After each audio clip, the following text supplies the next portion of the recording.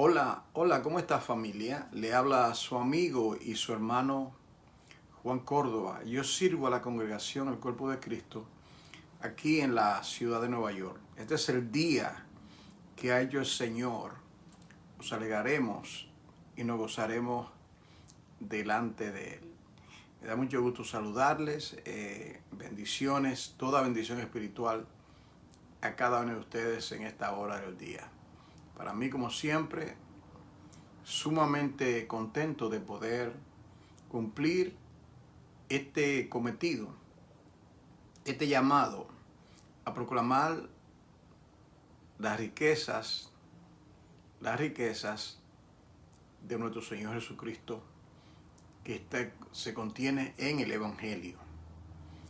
Quiero reiterar nuestra solidaridad a la bella nación de Venezuela y le pido a todos que oremos por Venezuela, que oremos por este pueblo, que no cesemos de orar e interceder para que el Señor pues pueda extender su brazo de misericordia y pueda el Señor obrar en las vidas de el bello pueblo de Venezuela.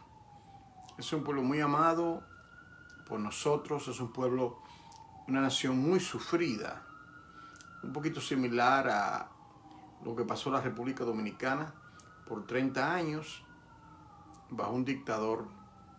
Yo recuerdo como niño, le decía, tenía que salir corriendo por las bombas, los disturbios, los arrestos, ver a algunos jóvenes y sé por experiencia lo difícil que es vivir en esa situación. Le pido en estos momentos que nos unamos para que oremos y presentemos el propósito. Dios bendiga a la hermana Raquel y a otros hermanos que estarán conectados en breve en este estudio sobre los profetas de Israel. Estamos estudiando los profetas de Israel. Creo que es la clase número 10. Padre, en el nombre que es sobre todo nombre, levantamos nuestras manos, nuestro corazón delante de ti para suplicarte en estos momentos tu ayuda en el propósito de estudiar tu palabra, parte por parte, libro por libro, en estos cursos de capacitación ministerial que nos encontramos. Te pido tu ayuda sobrenatural, tu asistencia, tu fortaleza, tu fuerza, tu unción, tu bendición, tu entendimiento, a mí y también a tus amados hijos e hijas que también esperan estudiar conmigo tu palabra. A la vez, Padre, mencionamos a la nación de Venezuela, el cual yo sé, Padre, que está recibiendo millones y millones de oraciones en cada momento, en cada instante, Señor. Ten misericordia de este pueblo, Padre. Padre, termina con el sufrimiento de esta nación, Padre, que está secuestrada, amaniatada, atada, Padre. Oh Señor, misericordia también por el dictador que le rige, oh Dios. Aún, Padre, en esa vida tú podías intervenir. Aún en esa vida tú podías, Padre, tornar su corazón y salvar su alma, Padre. Oh Dios, delante de ti nos encontramos. En el nombre de Jesús, ayúdanos. Amén. Bien, querida familia, nos encontramos estudiando en este curso de los profetas de Israel y vamos a estudiar aquí, no sé si lo pueden ver aquí en esta parte. Estamos ahora estudiando los profetas menores y nos encontramos con el profeta Amós.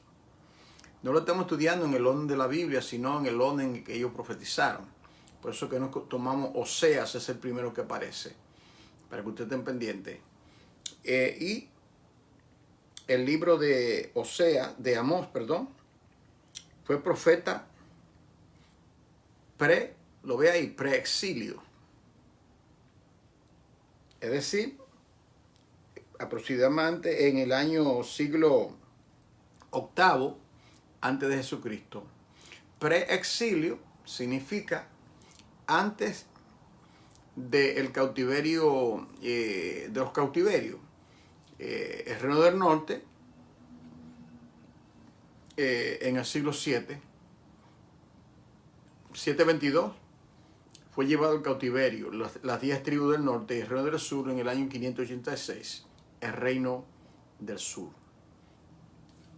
Mientras el pueblo de Dios era llevado en cautiverio, Dios siempre, sin cesar, como dice, le enviaba, levantó este grupo de profetas, los profetas de Israel. Nosotros estamos familiarizados, por ejemplo, cuando leemos la Biblia, Isaías, Jeremías, Ezequiel, Daniel, y luego Oseas, Amós, Abdías, Jonás, Zacarías, Nahum, Malaquías, etc. Estamos acostumbrados a ver y leer a través de los años como estudiante de la palabra, pero es importante tener, ¿cómo le digo?, una brújula, sentido de dirección y tener un conocimiento básico con relación a los libros, a cada libro de la Biblia. Este estudio de hoy sobre el profeta Amós lo estaremos viendo a través de 3 puntos principales.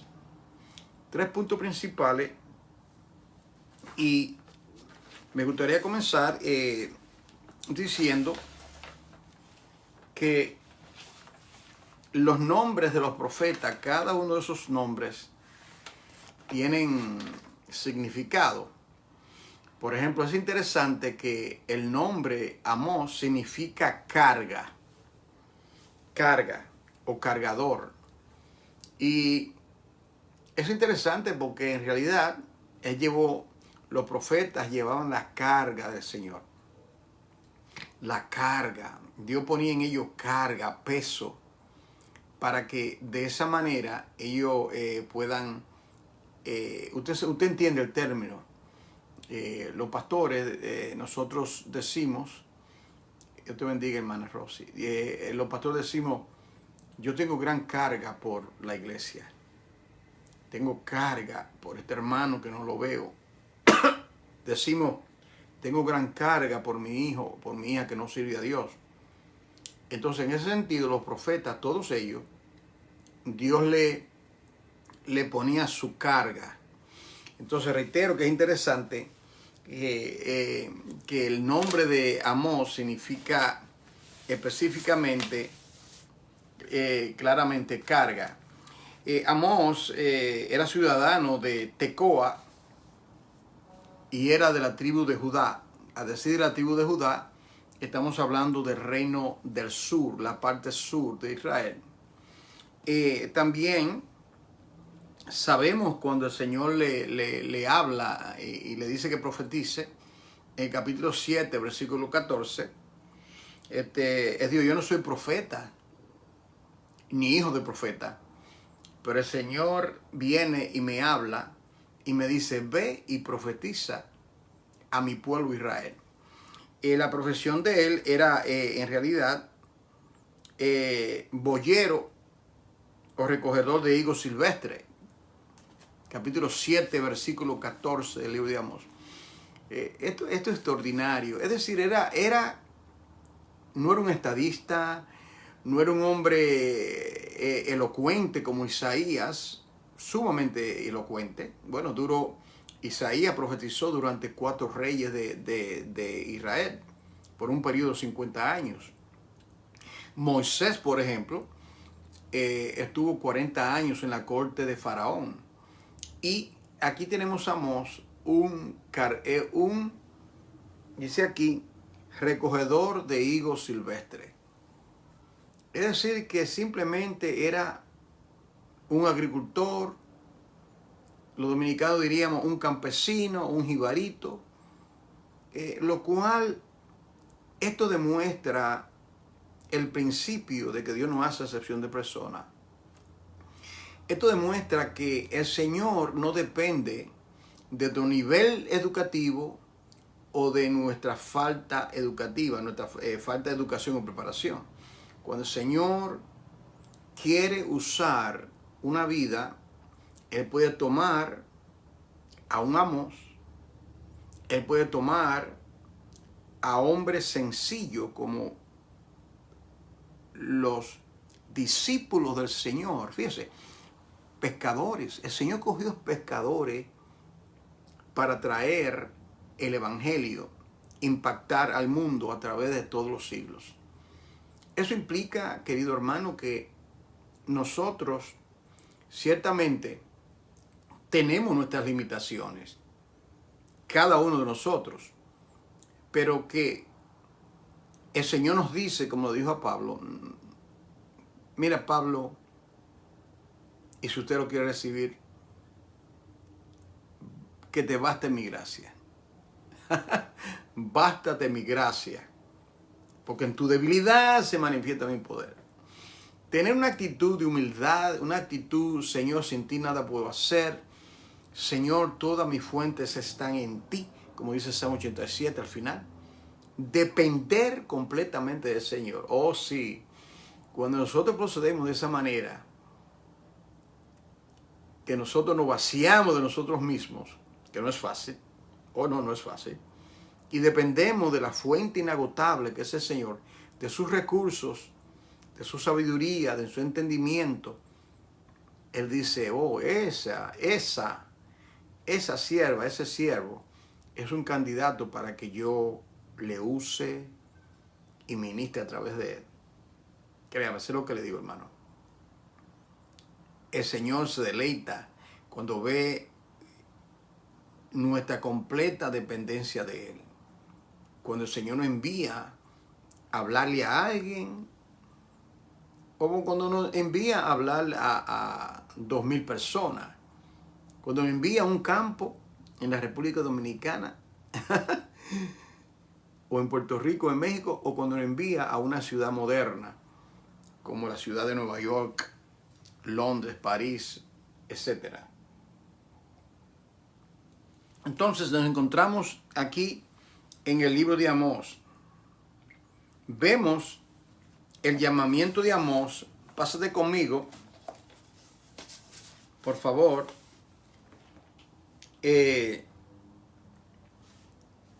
Estoy ahora elaborando. Quiero ver con ustedes. Déjame ver. Elaborando. Yo había pensado que había hecho el bosquejo. Ustedes me disculpan. Yo pensé que había hecho este bosquejo. Wow, ¿no? No sé. Yo creo que lo hice y luego no sé qué fue lo que pasó. Pero de todas maneras, le voy a dictar. Estoy ahora en el primer punto hablando de su persona, su nombre, su origen. Era de Tecoa, su oficio, boyero. El tiempo de su ministerio. Y vamos aquí ahora a ubicarnos en el libro de Amós. Si por favor me acompañan para empaparnos de las Sagradas Escrituras. Vamos a saturarnos del texto sagrado conmigo, por favor. Y vamos aquí a Amós capítulo 7, versículo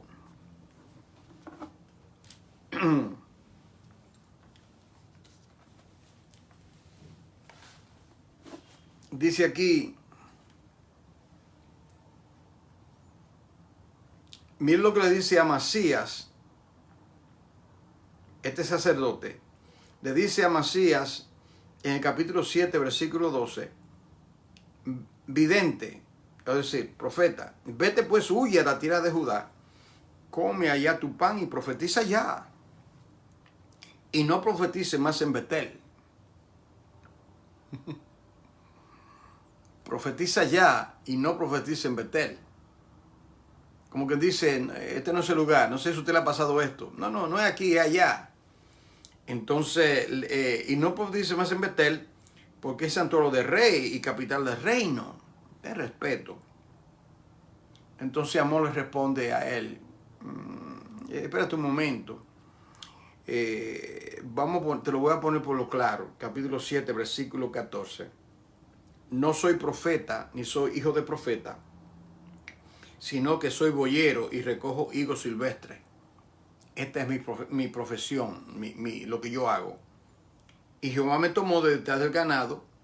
Yo estaba allá recogiendo higos, atendiendo a los animales en el campo, como un hombre dado a la agricultura. Y Jehová me dice, ve y profetiza a mi pueblo Israel. Ve y profetiza a mi pueblo Israel.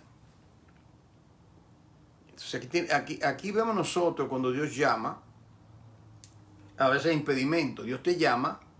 A veces en el ministerio los pastores conocemos eso. Oh hermano, ¿por qué tú no haces esto así, así, así? Y aquel que ha recibido el llamado, que Dios está tratando con esa vida, sabe específicamente lo que Dios le está diciendo que haga. Oh hermano, todavía no es tiempo. ¿Por qué usted no predica de esto? ¿Por qué usted no...? Como que quieren guiar a uno, desviar a uno cuando estoy hablando de un verdadero siervo o sierva, cuando uno está consciente porque está en comunión con la palabra y comunión con el Señor. Y el Señor nos va a nosotros a dirigir, nos da instrucciones específicas con relación a lo que tenemos que hacer. No hay nada más horrible que dar golpes al aire, como dice Pablo, sino queremos tener sentido y dirección. Y no hay necesidad de dar golpes al aire. Tenemos la lámpara, que es la palabra, tenemos el Espíritu Santo, hemos nacido de nuevo, hemos estado en comunión con la palabra y la misma palabra nos va a guiar, Y a él le dicen, vete aquí, no, este es capital de respeto, eso es capital del reino. Tú tienes un mensaje un poquito ácido, un mensaje no es muy popular. Y él le dice, bueno, yo no soy profeta, yo estoy haciendo, le dice, yo no me hice profeta, yo no soy profeta, yo no me autoproclamo como muchos. Yo no me autoproclamo profeta, yo estoy en el campo. Dios me habló y yo voy a responder. Le dice al sacerdote Amasías. Entonces, le dijo, vete y profetiza.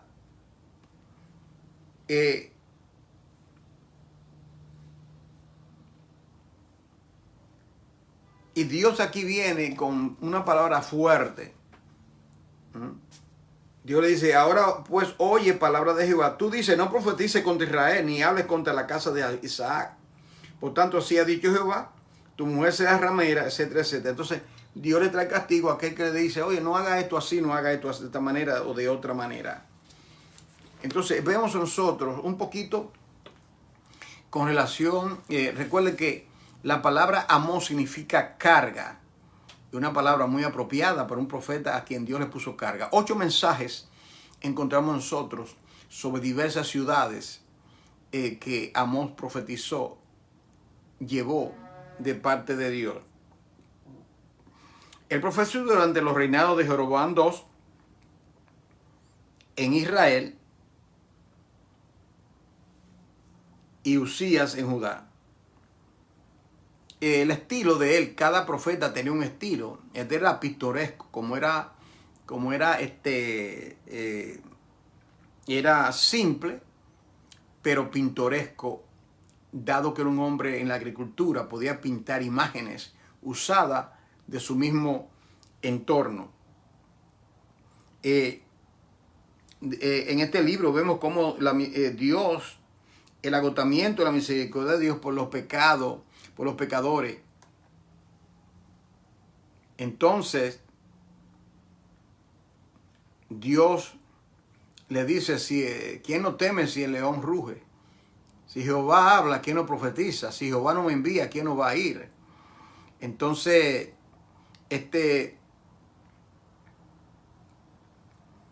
nosotros vemos que estas profecías de el profeta Amós, aquí volvemos al libro de Amós, para que leamos, para que lean conmigo algunas cosas muy importantes sobre su profecía. Capítulo 1, versículo 1 dice, las palabras de Amós, que fue uno de los pastores de Tecoa, que profetizó acerca de Israel en días de Usías, rey de Judá, y en días de Jeroboam, hijo de Judá, rey de Israel, 2 años antes del terremoto. Dijo, Jehová rugirá desde Sión y dará su voz desde Jerusalén y los campos. Y ahí comienza el juicio contra Israel, que era el reino del norte. Cómo él comienza a profetizar y a llevar a cabo su ministerio. Aquí ya en el capítulo 7, versículo 14 y 17, vemos nosotros la convicción de su llamado. No profetices aquí, no profetices allá. Entonces dice, bueno, esto no es asunto de lo que yo quiero hacer. Yo no soy profeta, tampoco mi papá es profeta, sino que yo estoy en el campo, estoy trabajando, recogiendo con los animales, atendiendo a los animales, recogiendo higos silvestres para venderlo. Y Dios me habla y me dice, vete y profetiza a mi pueblo Israel. En ese libro, en el libro de Amós,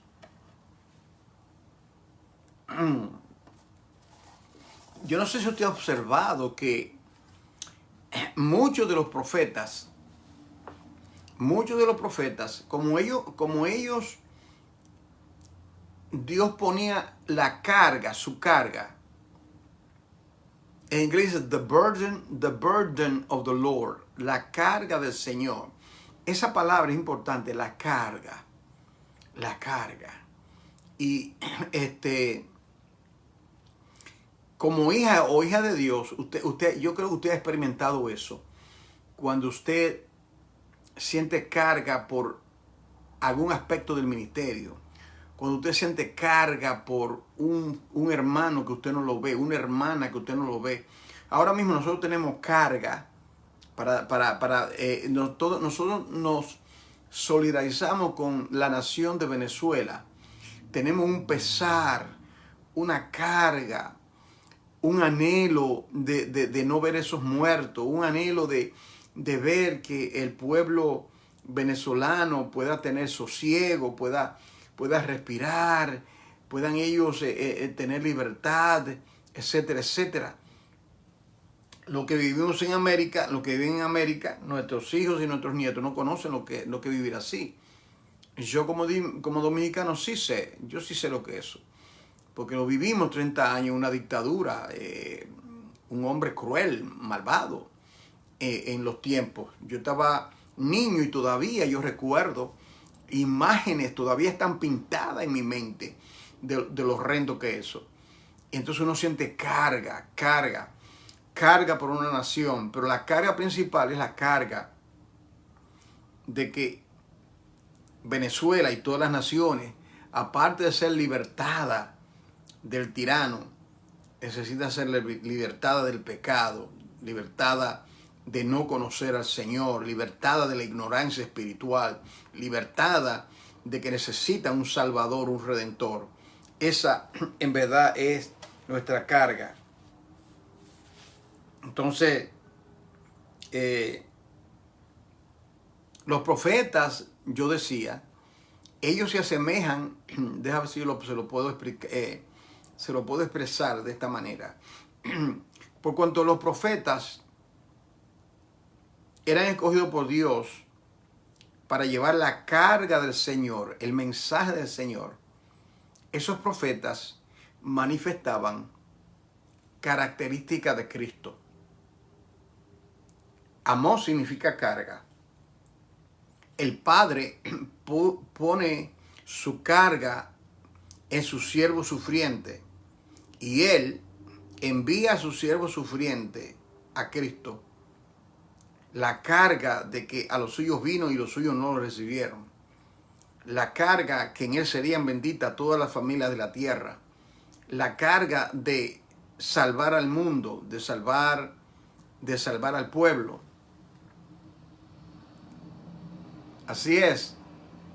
Vete a predicar a Judea, capítulo 7, versículo 3. Entonces, él recomendó su humildad. Yo no soy profeta. En el caso de Cristo, él no se como dice Hebreo, él no se autoproclamó sumo sacerdote. El Padre lo declara. En el caso de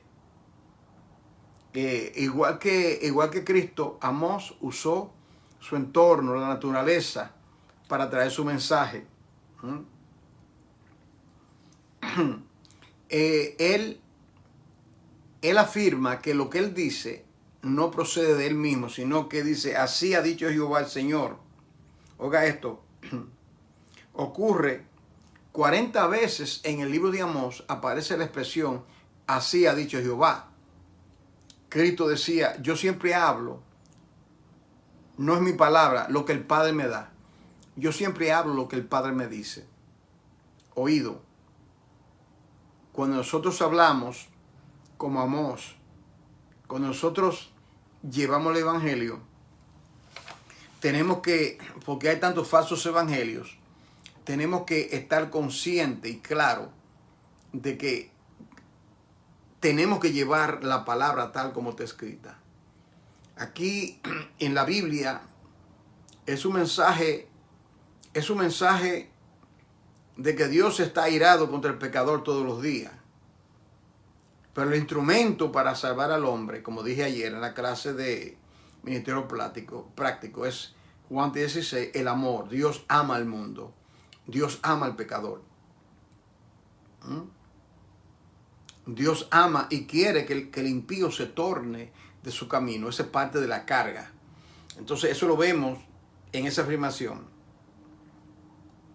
A él lo acusan de traición. Oye, tú estás predicando, no predique aquí. Aquí que vive el rey. Como que dice, lo que tú estás diciendo va contra el status quo, contra el voto popular. No, aquí no, vete allá. Aquí que decide el rey. Así no. El siervo, el profeta, el mensajero predica tal como, y hoy día está,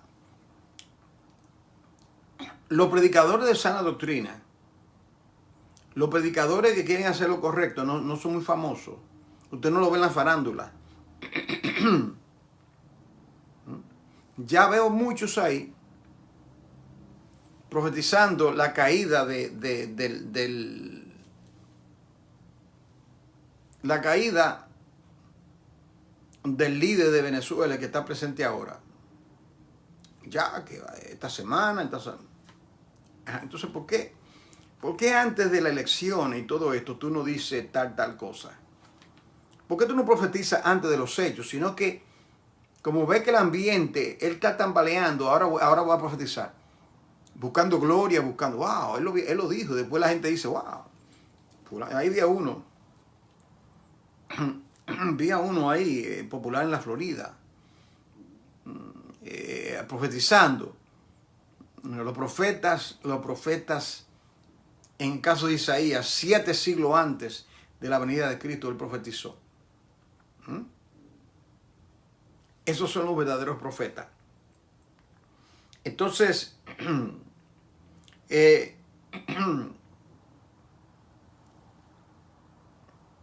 él denuncia el egoísmo de los ricos en el capítulo 6 y cómo lo oprimían, cómo los ricos oprimían a los pobres, cómo no le pagaban. Es decir, Amós es llamado el profeta de la justicia social en ese aspecto, de que él estaba a favor de la equidad, de la justicia. Y quiero reiterar que él envía 8 mensajes, los juicios sobre 8 naciones vecinas. Desde el capítulo 1 al versículo 3, usted va a ver constantemente cómo el profeta Amós pronunciaba juicio, pronunciaba Dios llamando a esta nación, llamándola a capítulo por su iniquidad, por su rapiña, por su idolatría, por su robo. Dios llamaba a cada una de las naciones a capítulo. Por ejemplo, en el capítulo 2, versículos 4 y 5, juicio contra Judá. En el capítulo 2, versículos 6 a 16, Dios amenaza a Israel. En el capítulo 5, Dios llama a Israel a buscar a Dios con sinceridad. En el capítulo 6, versículos 4 al 14, esto que vive en opulencia, cuando el pobre no tiene que comer, Dios lo llama capítulo también. En el capítulo 7 tenemos nosotros 5 visiones que Dios le da al profeta Amós. Por ejemplo, la visión de la langosta en el capítulo 7, versículo de 1 al 3. La visión del fuego, capítulo 7, de 4 a 5. La visión de la plomada, capítulo 7, versículos 7 al 9. La visión de un canastillo de fruta de verano, capítulo 8, del 1 al 3. La visión de un santuario derrumbado, capítulo 9, del 1 al 10. Y las visiones son interrumpidas en el capítulo, en un momento dado. Las visiones son interrumpidas por un intento de intimidar al profeta. Es decir, está profetizando, está llevando a cabo la obra, y siempre viene alguno y oído. A veces viene el ataque de los siervos y siervas de Dios, no de afuera. Nosotros sabemos que de afuera viene, pero la mayoría de las veces viene de adentro. Viene de aquellos que son llamados pueblo de Dios. Mira, fue el sacerdote Amasías que le dijo, mira, ¿qué tú estás haciendo? Vete a profesar en otro lugar. Aquí no, aquí no. No venga con esto, con esa profecía. No debes profetizar aquí. Este es el palacio del rey. Vete a otro lugar. En otras palabras, a otro lugar donde el rey no escuche. No le eche la leña al fuego. Y ahí fue que le dice, mira, déjame poner por lo claro. Yo no soy profeta ni soy profeta. Simplemente yo estoy haciendo lo que Dios me dijo. Amado hermano,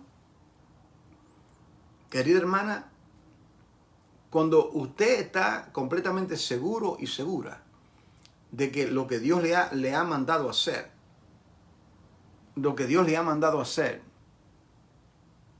es de parte de Dios, usted haga lo que Dios le ha enviado a hacer. Dios te dice que predique, predica. Dios te dice que enseñe, enseña. Dios te dice que dé una exhortación fuerte a alguien, hazlo. Nunca busquemos nosotros agradarnos, congraciarnos con los hombres, como este sumo sacerdote Amasías. Él tenía, o sea, como sumo sacerdote, él tenía una relación con el rey, porque recuerden lo que yo le expliqué hace poco. En el pueblo de Israel no es como hoy, que la iglesia está separada del Estado. O sea, que son cosas diferentes. En esos tiempos no era así. Todo era, trabajaban en el unísono. Que estaba el rey a veces consultaba al sacerdote, el sumo sacerdote. Estaban los profetas. Los profetas a veces denunciaban a los sacerdotes. Como en el caso Samuel, que denunció y le dijo el juicio que le vendía a Elí, que era sacerdote. ¿Me doy a entender? Entonces, en ese tiempo era así. El sacerdote, el rey y el profeta trabajaban en ese conjunto.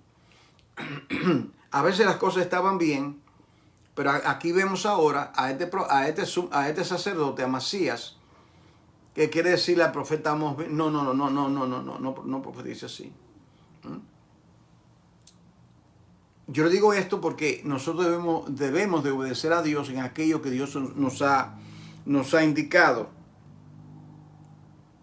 Entonces es de suma importancia nosotros hacer lo que Dios envía.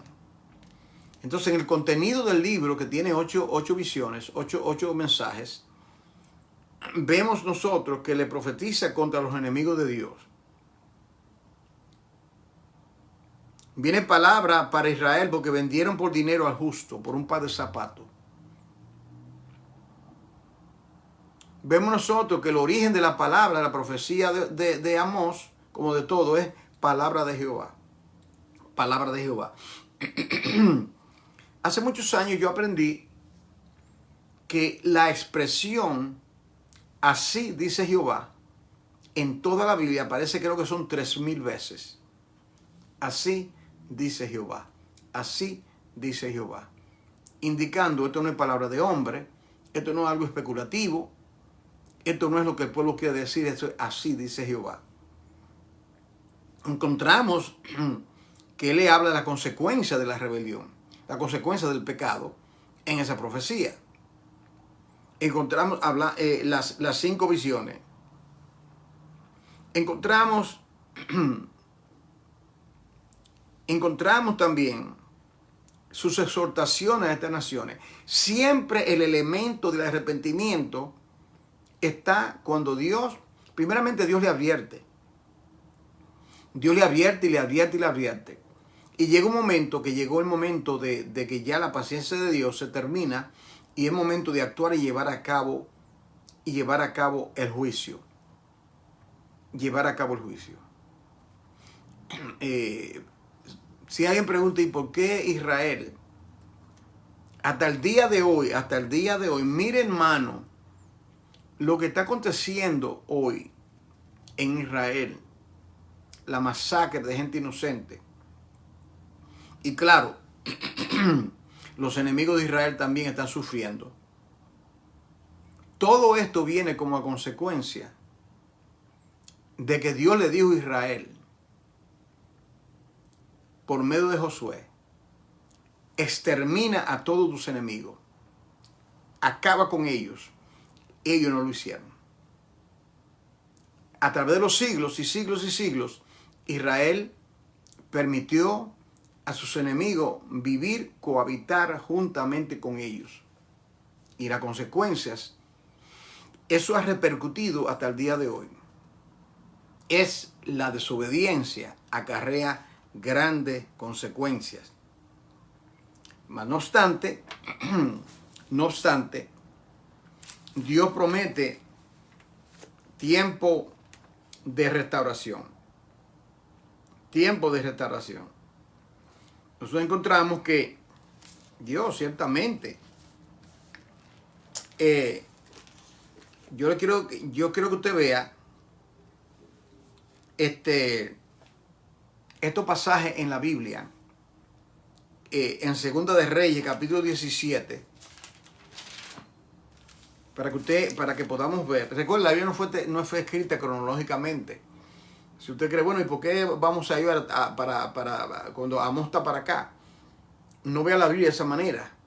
La Biblia no fue escrita por años. Entonces hay que entender que usted puede leer algo, por ejemplo, el libro de Job. Usted ve el libro de Job, que está lo de los Salmos, y muchos no saben que Job era contemporáneo de Abraham. Job era contemporáneo de Abraham. Entonces es importante que usted tenga eso en mente al navegar la riqueza de las Sagradas Escrituras.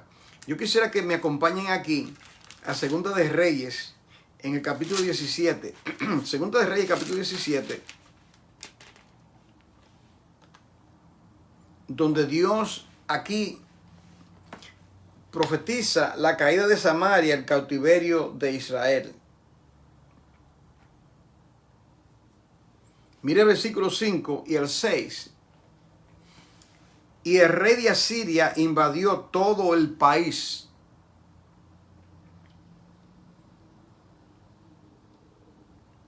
¿A dónde fue él? A Samaria, o el reino del norte. Y sitió a Samaria y estuvo sobre ella 3 años. 3 años sitiándola, hostigándola, llevándose cautivo. 3 años.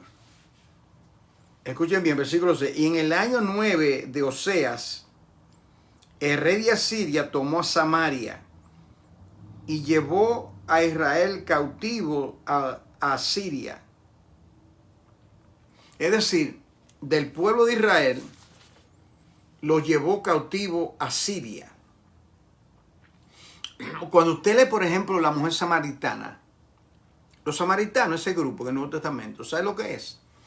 Que cuando ellos conquistaban, ellos se llevaban la nata y crema de la sociedad. Dejaban a gente pobres ahí y traían de su raza a otras naciones, los sirios, y ellos se mezclaban.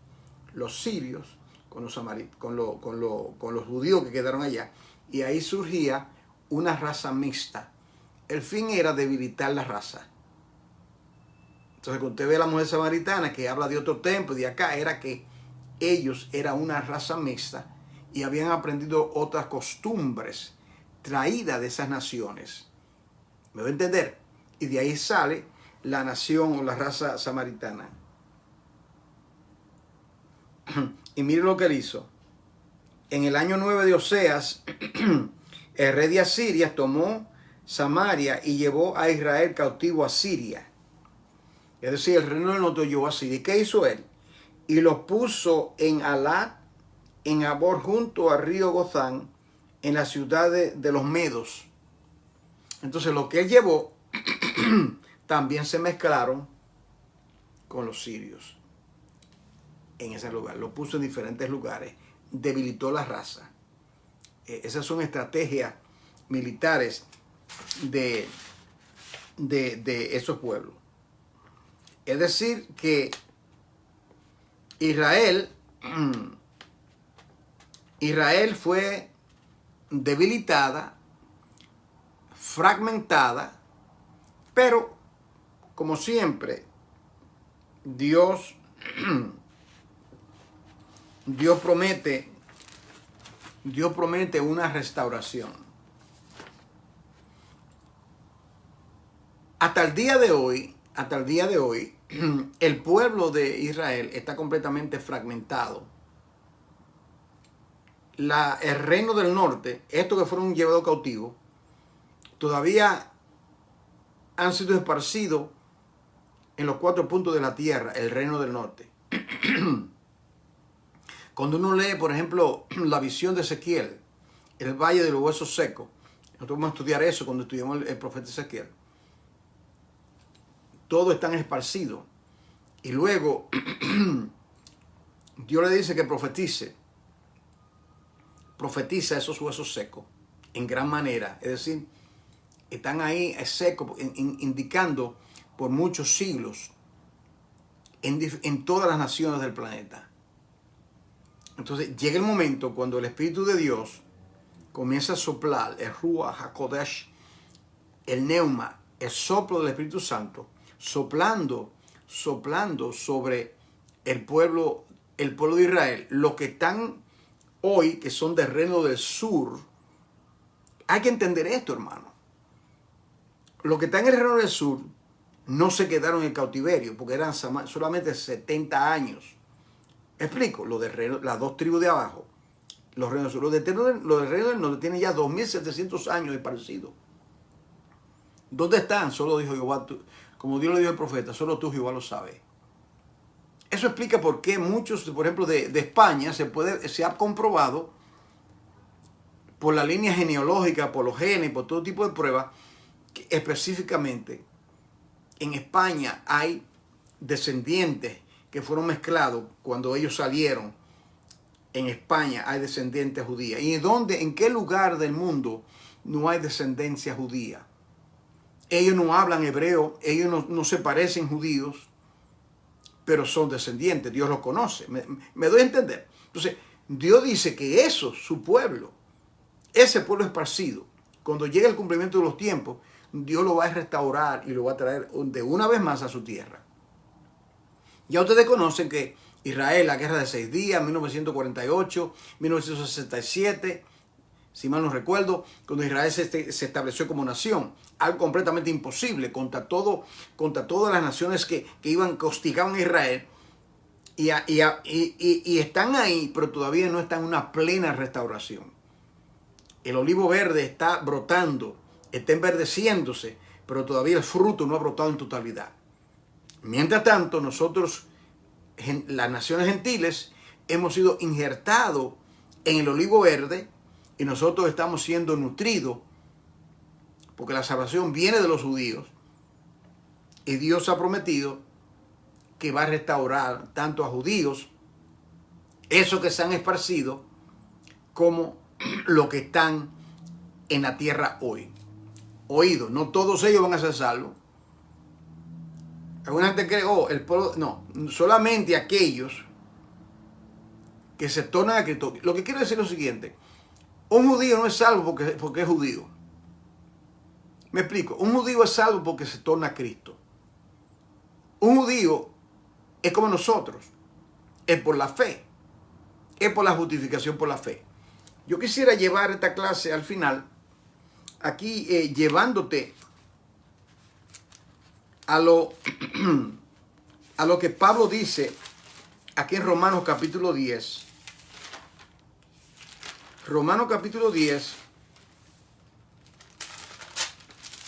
versículo 18. Romanos 10, 18.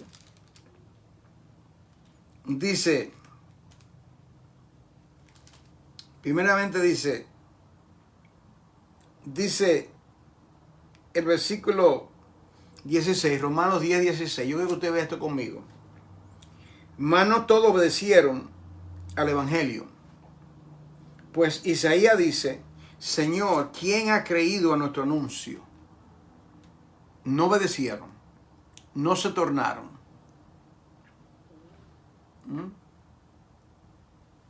Dice: así que la fe es por el oír. Note usted, Pablo está hablando no a los gentiles, le está diciendo a aquellos que no obedecieron, aquellos que se rebelaron contra Dios, contra el Dios de Israel, dijeron, no todos obedecieron. Entonces él dice: así que la fe es por el oír. ¿Por qué dice eso? Porque Abraham oyó y le fue contado por justicia y fue justificado por la fe antes de la venida de la ley que vino por medio de Moisés.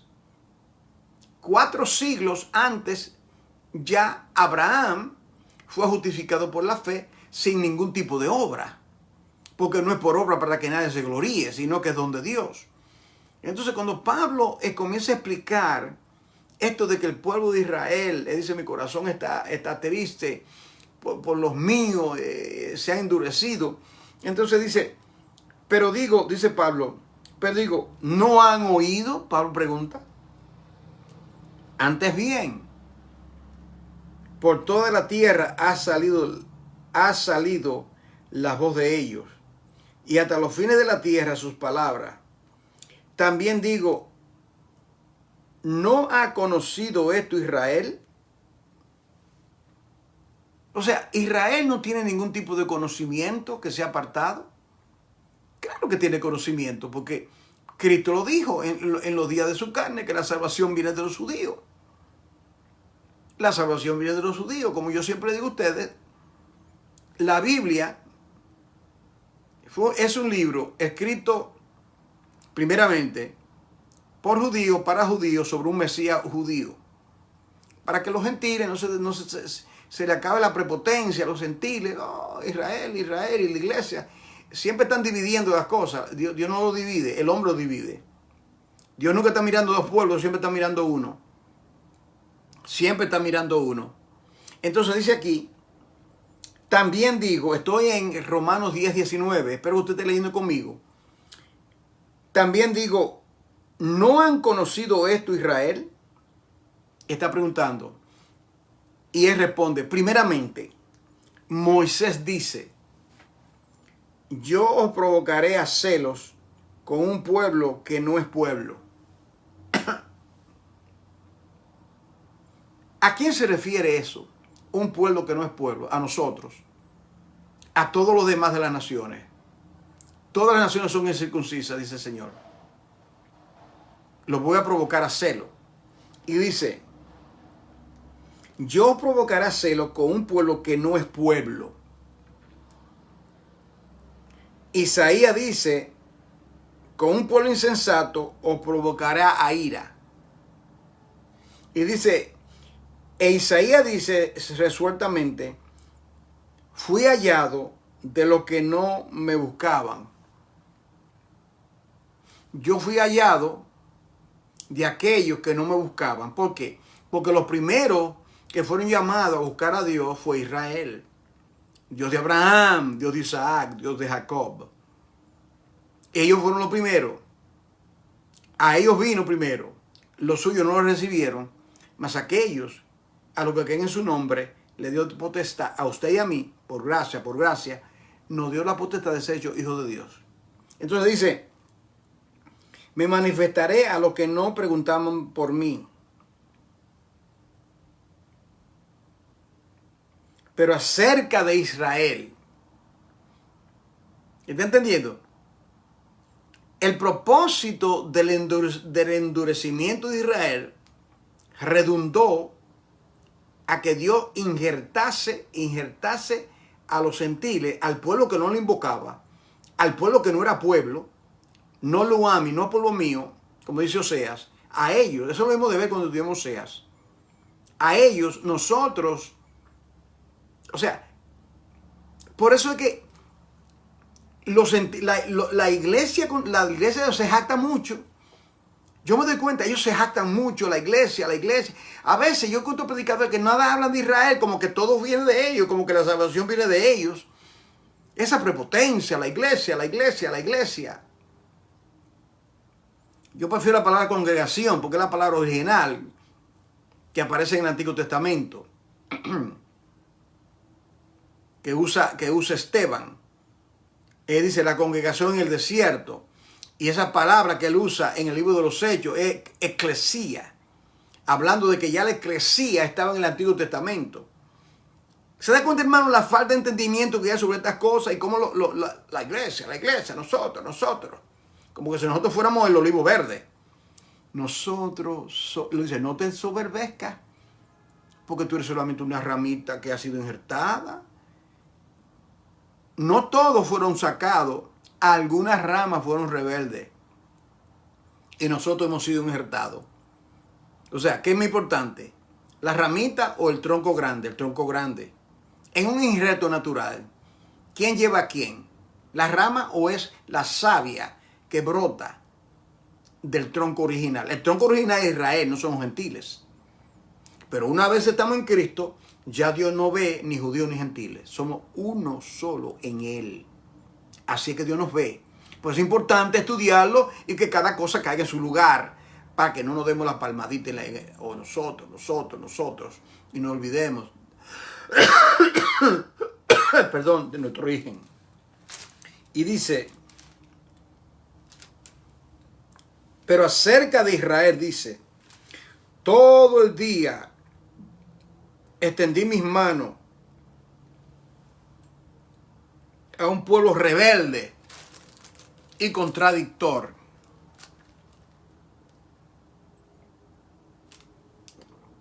Un pueblo rebelde y contradictor. Así llama Dios a Israel. Entonces, Pablo continúa en el capítulo 7, 11. Entonces hace esta pregunta, la pregunta de 10 millones. Sí. Esta pregunta es importante porque yo he oído lo que creen las dispensaciones, ¿sabe? Que todo es por las dispensaciones. Ellos dicen que como Israel falló, Dios lo eliminó del propósito y que los gentiles es que llevan la voz cantante. Eso no es así. Error y horror decir eso. Aquí está claro Pablo y lo dice: ha desechado Dios a su pueblo. Como dicen muchos dispensacionalistas, que ahora somos nosotros. Ha desechado a su pueblo. ¿Y qué dice Pablo? Esto no es un asunto de conocer 20,000 sistemas escatológicos. Con la falsa enseñanza de la Biblia de Scofield, que yo estudiaba y seguía, ya descarté eso. Él dice: de ninguna manera. De ninguna manera. Dios no ha desechado a su pueblo, nunca lo ha desechado. Y dice, porque también yo soy israelita. En otras palabras, si Dios hubiese echado a su pueblo, yo no hubiese estado aquí hablando de ustedes. Yo soy israelita. Y él dice, yo de la descendencia de Abraham y de la tribu de Benjamín. Yo soy de pura cepa. Dice Pablo, yo soy de pura cepa. La evidencia de que Dios no ha desechado a Israel es que yo estoy aquí. Que si Dios no me ha desechado a mí, eso implica que Dios no ha desechado. Entonces comienza a explicar y dice, no ha desechado Dios a su pueblo, el cual desde antes conoció. ¿O no sabéis qué dice la escritura de Elías? ¿Cómo invoca a Dios contra Israel diciendo, Señor, a tus profetas han dado muerte y a tus altares han derribado y solo yo he quedado y procuran matarme? Pero ¿qué dice la divina respuesta? Me he reservado a 7,000, número divino, plenitud. 7,000 es plenitud. A 7,000 que no han doblado rodilla de Baal. Yo no tengo el tiempo, pero termine de leer el capítulo 11 completo para que usted tenga una clara perspectiva. Dios ama tanto a Israel. Exactamente. Dios ama a Israel. Dios ama a ese tronco original. Entonces, en el libro de Amós lo vemos cómo se profetiza todo esto. Era importante concluir esta clase hablando de esto, porque ese es el mensaje de todos los profetas. Torna, Israel, vuelve. Las tribus del norte, tórnense a mí. No importa donde quieran, donde estén. Por eso que usted ve, hasta el día de hoy, mire, usted va a cualquier parte del mundo y ahí usted va a encontrar una sinagoga. Y en la República Dominicana, es más, Trujillo, el dictador, me dicen los dominicanos que conocen más de esto que yo, allá en Puerto Plata, cuando estaba bajo la persecución, creo que de Hitler, él le abrió las puertas a los judíos.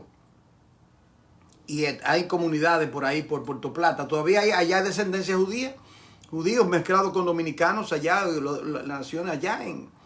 Un día que vaya por allá, que tenga un tiempo, voy a investigar eso un poquito más, porque a mí me gusta aprender y esa historia es muy fascinante saber eso. Así que, querida familia, con esto quiero concluir este estudio sobre el profeta Amós. Estaremos estudiando mañana. Regresaremos, si Dios lo permite, a estudiar entonces creo que la 7ª clase del curso de Ministerio Práctico, y estaremos estudiando un tema muy importante que se titula Ramificaciones del Ministerio.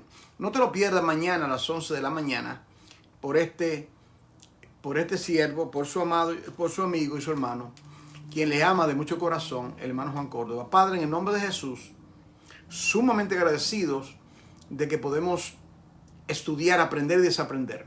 Sumamente agradecido por tus hijos que están estudiando conmigo, las hermanas, las siervas, todas ellas.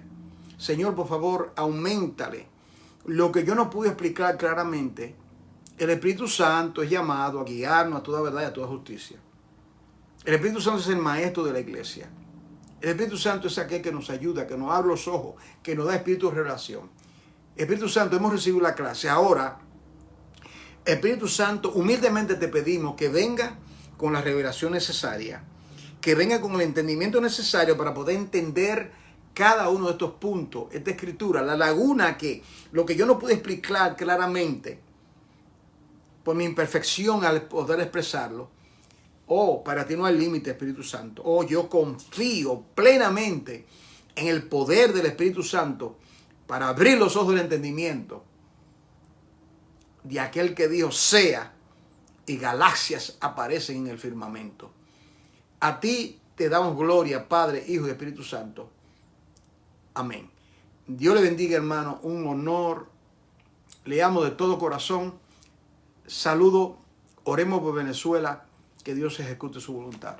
Por favor, comparte el contenido para que llegue a otras personas. Hasta muy pronto.